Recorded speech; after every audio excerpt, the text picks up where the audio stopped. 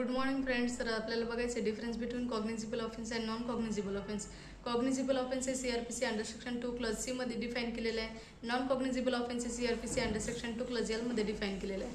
तर cognizable offence means a case in which a police officer may arrest without warrant as per first schedule of CrPC.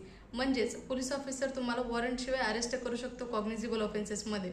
आणि non cognizable offence म्हणजे a case in which a police officer has no authority to arrest without a warrant. म्हणजे police ऑफिसरला authority नाही वॉरंटशिवाय arrest करण्याची. तिथं वॉरंटची आवश्यकता असतेच नॉन कॉग्निजिबल ऑफेन्सेसमध्ये.